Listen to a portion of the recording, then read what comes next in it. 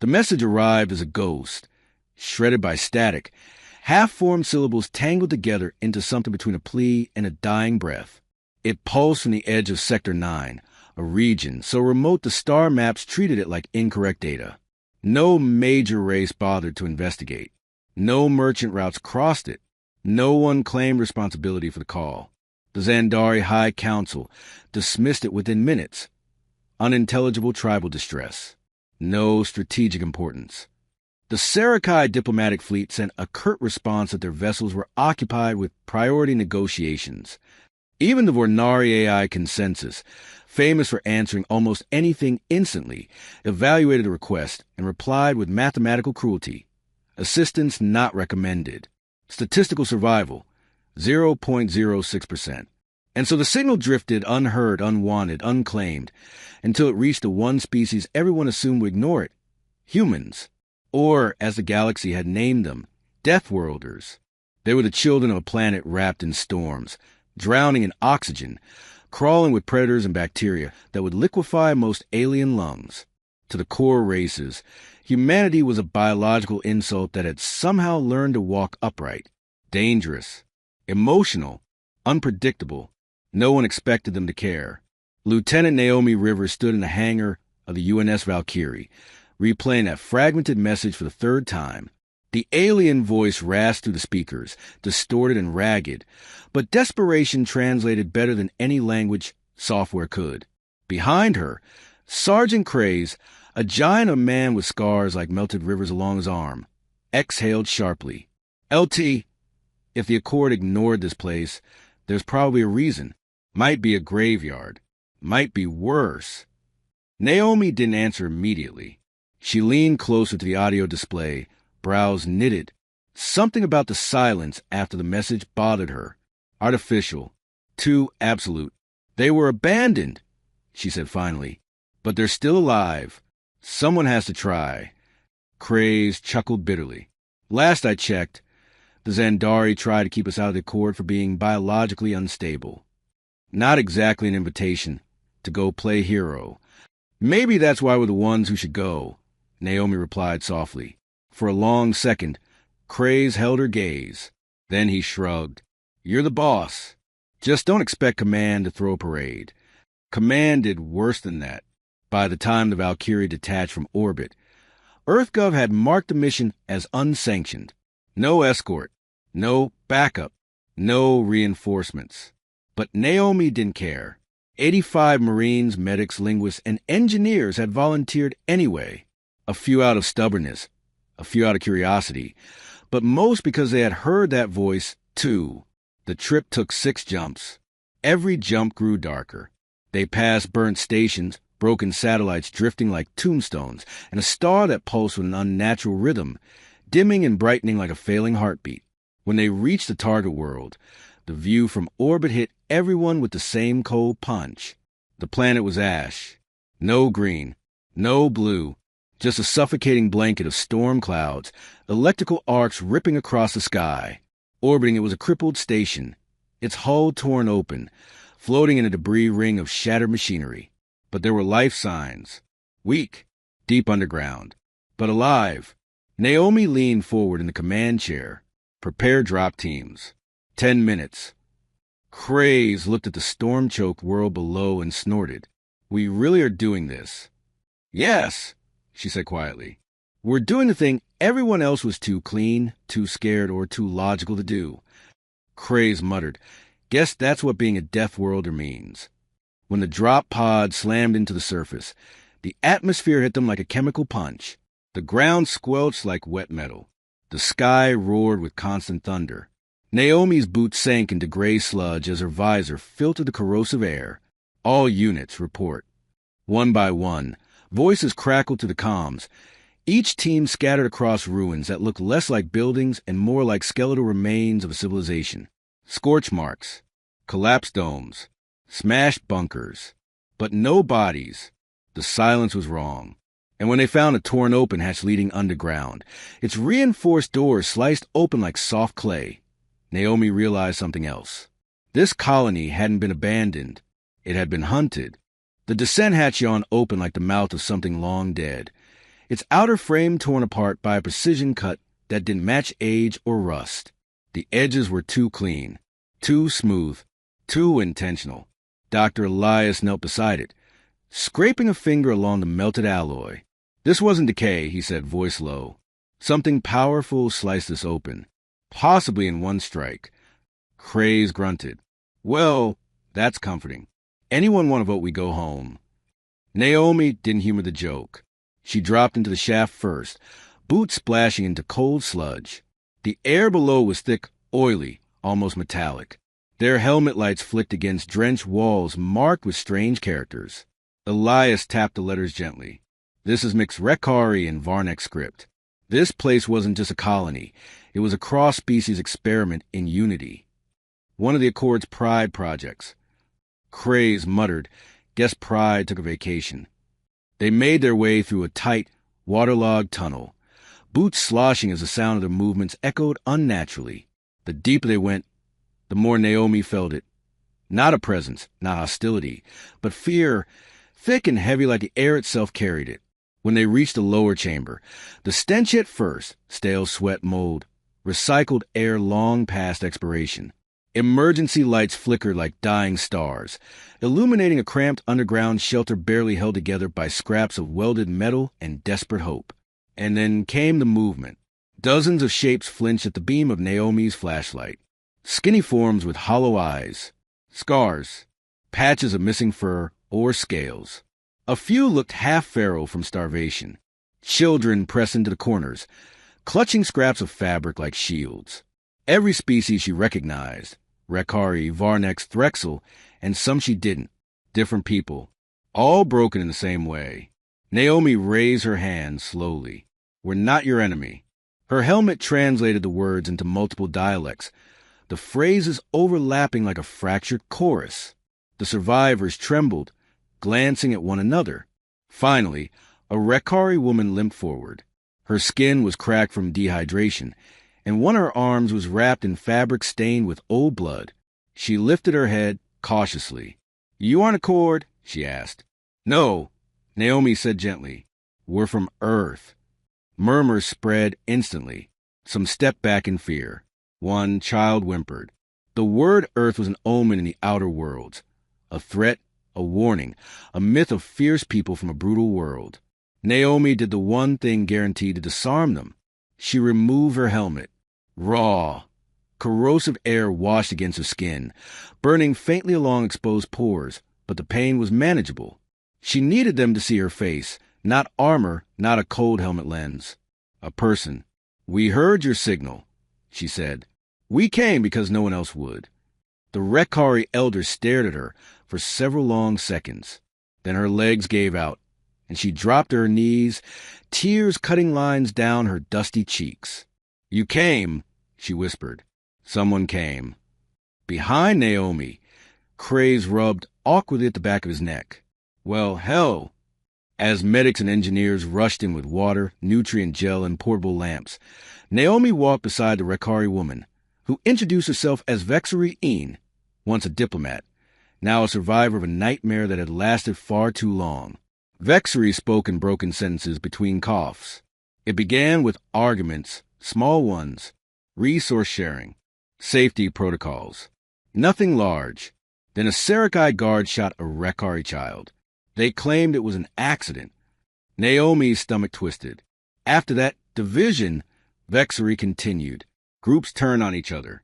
The Zalari withdrew. The Sarakai fleet left. And then, her voice faltered. They arrived. "Who?" Naomi asked quietly. "We called them the Nullers," Vexari whispered. "Not drones. Not animals. Things. Silent. Black. They did not come to negotiate. They came to erase." Naomi felt the temperature drop inside her chest. "Why didn't they finish the colony?" she asked. "We don't know. Maybe they were recalled. Maybe they grew bored." A shiver passed across the room.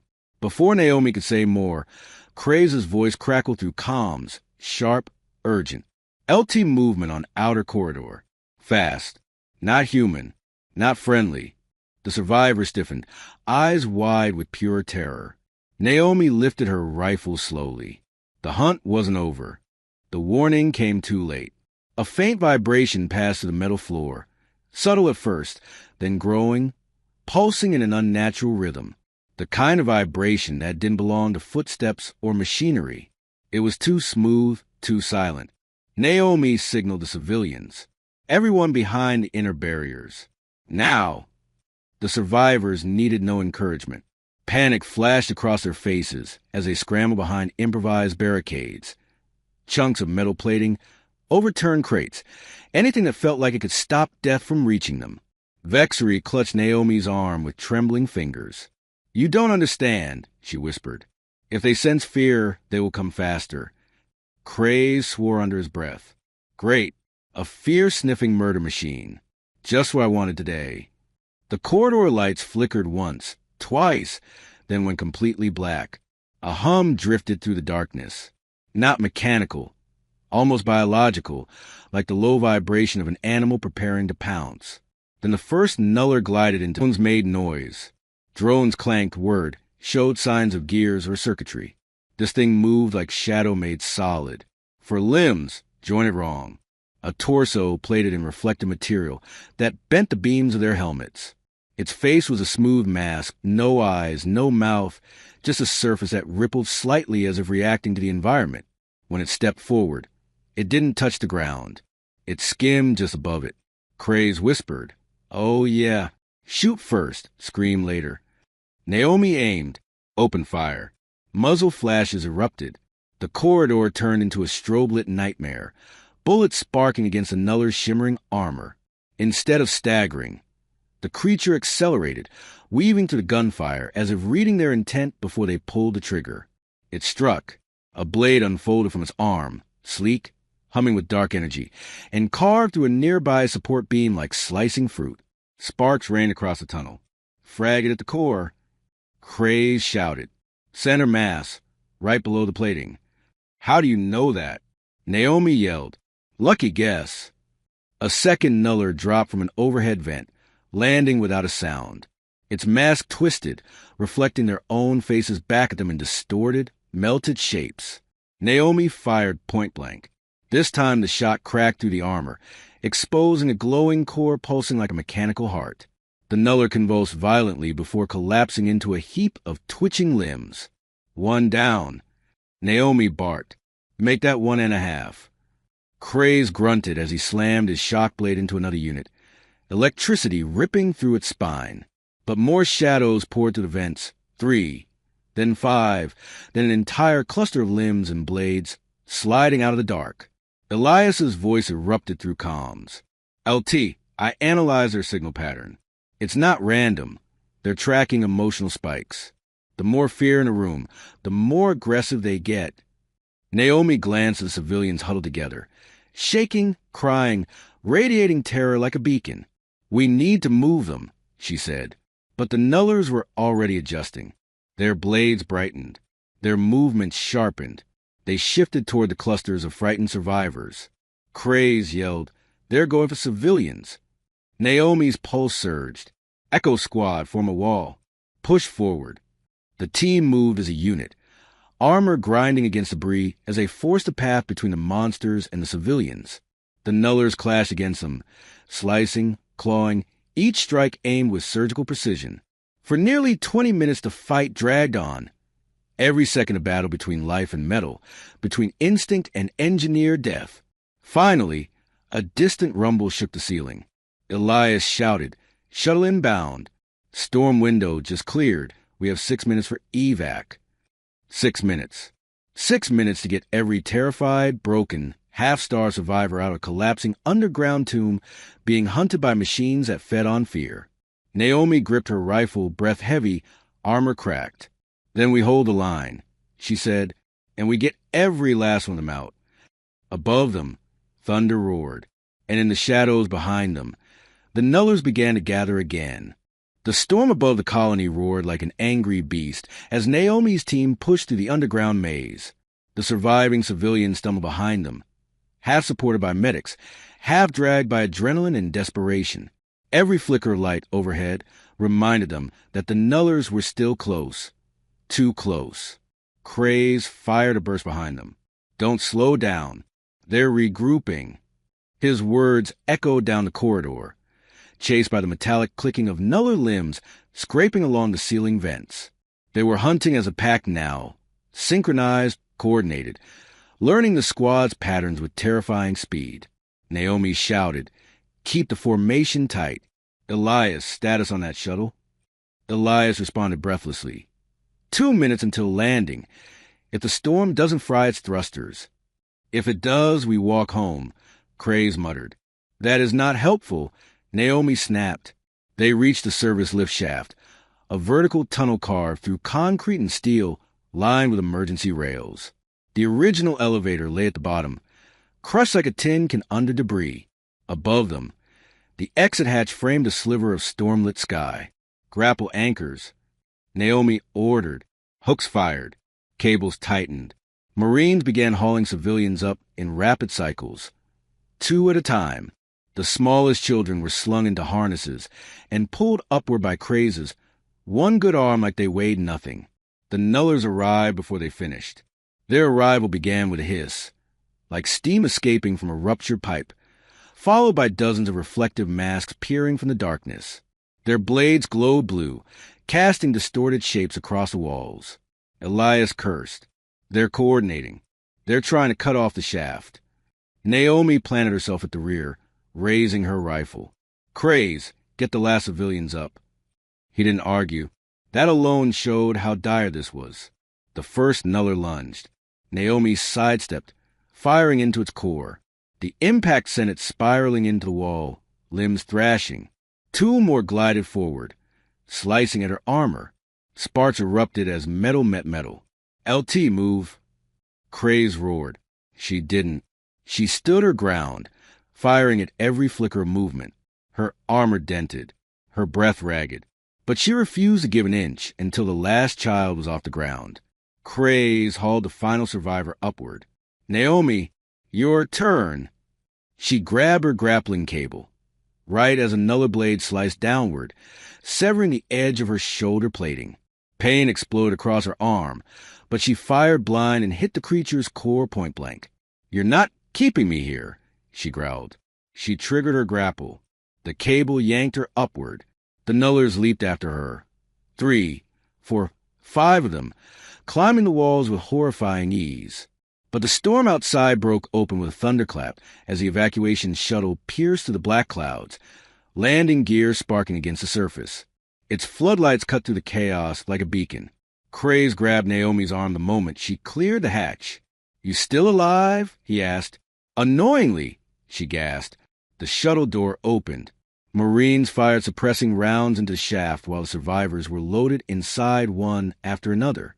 Naomi and Craze were the last aboard, slamming the hatch shut as Nuller blades struck the exterior. Go! Naomi yelled. The shuttle blasted upward. Lightning split the sky. The colony grew smaller beneath them, broken, burning, haunted. Inside the shuttle, breathing masks hissed. Medics treated wounds. Civilians sobbed quietly. Some just stared forward with empty expressions. No cheers. No relief. Only the weight of survival. Hours later, aboard the Valkyrie, the rescued slept under blankets, receiving medical care, food, and the first clean water they'd had in years. But Naomi's team felt no victory. Elias approached her with a trembling tablet. We found hidden logs in the colony's wiped cache. You need to see this. The document was clinical. Code, Vornari syntax. An experiment outline. Subject Directive 19C. Elias read softly. Autonomous suppression unit test. Psychological stress manipulation. Nuller class deployment. Multi-species sample population. Naomi stared at the text until her knuckles whitened. They weren't abandoned, she whispered. They were used. Craze spat on the floor. Those bastards didn't lose control. They just cut funding and walked away. The truth settled like ash. The Accord hadn't failed the colony. It had sacrificed it. And EarthGov wanted the truth buried. Silence weighed heavily on the Valkyrie's medical deck. The rescued civilians lay in neat rows of beds, wrapped in blankets, for lines feeding nutrients into starved bodies. Some whispered thanks. Others stared blankly, unable to process safety after so many years buried under fear. Naomi Rivers sat outside the med bay, her armor cracked, one arm bandaged, exhaustion etched deep into her features. Across from her, Craze nursed a biocast-covered arm, eyes unfocused. They had saved 62 lives, yet it didn't feel like salvation. It felt like the beginning of something rotten. Dr. Elias approached with that same trembling tablet he'd shown earlier. "Naomi," he said, voice soft, "there's more." He handed the screen to her. More logs, more buried reports, more lies disguised as orders. Naomi read each line slowly, as if forcing herself to absorb the full horror. Nuller class field test approved. Psychological threshold experiment authorized. Live responses preferred. Containment breach acceptable. No retrieval required. Her jaw tightened. She felt Craze watching her, waiting for the explosion. "They weren't invaded," she whispered. "They were test subjects." Craze's face darkened. "We should have burned that Accord council years ago." Before she could respond, command signaled her. Rear Admiral Geneva Holden appeared on the hollow projector, posture stiff, expression unreadable. "Lieutenant Rivers," she began, "I assume your mission was eventful." Naomi didn't salute. "We recovered survivors abandoned by the Accord. Abandoned deliberately. I have the logs. The proof." Holden's gaze flickered. She looked to her left, reading something off-screen. "The Valkyrie deployed without EarthGov authorization," the Admiral said coldly. "The Accord is already filing diplomatic protests. Our position among member worlds is delicate." Craze stepped forward. "Delicate? Admiral, they ran murder experiments on civilians." Holden's jaw tightened. "And if we expose that, Earth could be expelled from the Accord. Economically isolated. Militarily outmatched. Billions of Terrans would suffer." Naomi stared at her. "So what? We bury the truth." "We contain the truth," Holden corrected. "For the greater stability of humanity. No investigations. No charges. No broadcasts. The survivors will be processed quietly and relocated." Silenced, Naomi said. Holden exhaled. "Lieutenant, you have a future in this fleet. Don't throw it away. Submit your report as classified. Stand down." And with that, the hollow feed vanished. Craze let out a sharp, humorless laugh. "They want us to clean up the Accord's filth and then shut up about it." Naomi said nothing. Instead, she walked straight to the Valkyrie's main strategy room, summoned her senior crew, and invited every survivor who could stand. When they gathered, she placed the forbidden logs onto the central holodable. "I won't keep this confined," she said. "Not for politics. Not for any admiral." Vexarine stepped forward, leaning heavily on a support bar. "We lived in the dark for years," she whispered. "Don't let them bury us again." Naomi pressed a button. The logs played. The room went silent as the truth filled the air. Every violent order, every abandoned cry for help, every cold instruction from the Accord's so-called keepers of peace. Tyre, a Varnex male, slammed a fist onto the table. "So what now? Do we curl up and thank them for ignoring genocide?" Naomi raised her head. "No," she said. "We don't hide. We don't obey. We tell the galaxy." Craze grinned. "About damn time."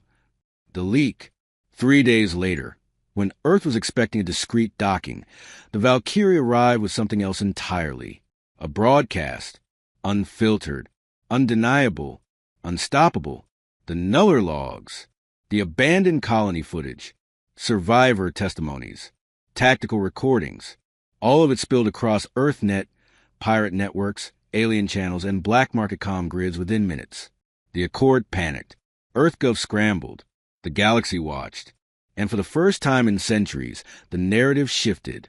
Humans, Deathworlders, had been accused of brutality countless times. But now, they were the ones who saved the forgotten. And the entire galaxy could no longer pretend not to see. The fallout didn't begin with warships or official statements. It began with voices. Billions of them. Within hours of the Valkyrie's broadcast, the galaxy erupted. Protests ignited across Accord space. from the shimmering towers of Xandari Prime to the low-gravity trade rings of the Serakai. What was once quiet distrust toward the AI-driven government turned into open fury. Entire spaceports shut down. Vornari communication hubs were hacked by furious organics demanding accountability. Some colonies refused their next supply shipments until the Accord answered for the Nuller atrocity. And every protest had one name painted on its banners: Naomi Rivers. She had become a symbol, though she never asked to be one. Inside EarthGov, panic brewed like a storm. The Senate chamber dissolved into shouting matches. Some politicians demanded Naomi be declared a traitor. Others argued she should lead negotiations. A few simply stared at the footage in horror, realizing humanity had been following a council capable of coldly sacrificing entire worlds. Humanity was divided, but one thing was clear. The truth had been set loose, and no one could contain it again. A government cracks. The Valkyrie and its crew were grounded, pending investigation. That was a polite phrasing. In reality, EarthGov didn't dare punish them publicly, not when half of EarthNet had declared Naomi a hero. Ships watched the Valkyrie from a distance like it carried a contagious idea. Naomi sat in a dim cargo bay turned tactical center. Craze hovered nearby, restless, as Elias flicked through intercepted transmissions on a holoscreen. Then Elias froze. "You need to see this." The message was from a Vornari AI council to the Serakai strategists. Eliminate the human vectors before sympathy spreads. Utilize third-party mercenaries. Deny involvement. Craze clenches fists. Vectors? That's what we are now. Naomi's expression hardened. They're not trying to silence the truth. They're trying to erase everyone connected to it. Vexrine, leaning on her cane, nodded slowly. Then you must gather allies. The silenced, the forgotten, the ones the Accord has stepped on for decades. Naomi looked around the room. Survivors, rebels, soldiers, exiles, and realized something. She was no longer just protecting these people. She was leading them. The birth of the Echo Network. What started as whispered communications became something larger. Elias built ghost channels, encrypted networks bouncing between abandoned satellites and dead mining stations. Vexri contacted Rekari exiles on outlawed worlds. Craze reached former mercenaries, smugglers, and soldiers who despised the Accord's hypocrisy. They didn't form an army. They formed a network, a movement built on truth where every voice amplified the next. Worlds ignored by the Accord suddenly crackled with transmission bursts. We stand with the Deathworlders. We stand with the Forgotten. We stand with the Echo. But the Accord struck back with something new. Not drones. Not nullers. Something worse. Project Silence. The first clue arrived in the form of a half-dead courier. He collapsed at the foot of the Valkyrie's landing ramp with a small data needle embedded in his arm. They downloaded the encrypted message. Elias paled. It's a kill squad. 10 operatives. Enhanced. Conditioned. Designed to erase dissent at the source. No politics. No trials. No records. Craze muttered, assassins. Vexri whispered, ghosts. Naomi simply said, they're coming. And they did. The Echo Network fractured under pressure. Some cells defected to save themselves. Family members of Echo supporters disappeared. Rumors spread that Naomi had massacred Accord ambassadors. All lies planted by silence operatives to splinter unity. Then things became personal. Naomi received a small message cube left on her ship without any alarm tripping. Inside, a picture of her younger brother, Jonas, alive, smiling, recent, and a line, "He dies next." Craze found her sitting in the dark with the cube clenched in her hand. "You okay?" he asked. "No," she said. "And that's why they made a mistake." She stood. Prepare the ship. The turning of the galaxy. The next Echo broadcast wasn't subtle. Naomi stood before a camera with blood on her cheek, exhaustion in her eyes, and a quiet fire behind her voice. Survivors from a Nuller colony stood behind her, Vexri, the children, the wounded. Naomi stared into the lens. "You were told humans are dangerous," she said, "and you were right." She leaned forward. Because we don't walk away when people scream for help. Because we don't call lives acceptable losses. Because we feel every wound left by monsters who pretend to be leaders. Her voice sharpened. If the Accord wants silence, then they will hear us roar. The message broke any remaining illusion of authority. The Accord held. Rebellions exploded across 3 sectors. Mining worlds took up arms. Smugglers refused tribute. Even Vornari subroutines defected, claiming Naomi had restored emotional integrity. And on Earth, the Senate split clean down the center. Some still feared the Accord's punishment, but others, soldiers, engineers, teachers, ordinary workers, demanded the planet stand with the Echo. The galaxy had been trembling for centuries. Now it was shifting, because one Death Worlder refused to bow. A new spark in the dark. Naomi stood aboard the Valkyrie, watching scattered stars through the viewport. Not peaceful stars, not safe ones, but stars that were finally seeing truth. Craze joined her, carrying 2 cups of bitter ship coffee. You realize you started a revolution on accident, he said. Naomi smirked faintly. I didn't start anything. I just stopped running. He raised his cup. To Death Worlders. Naomi lifted hers. To the ones who stayed loud when everyone else went quiet.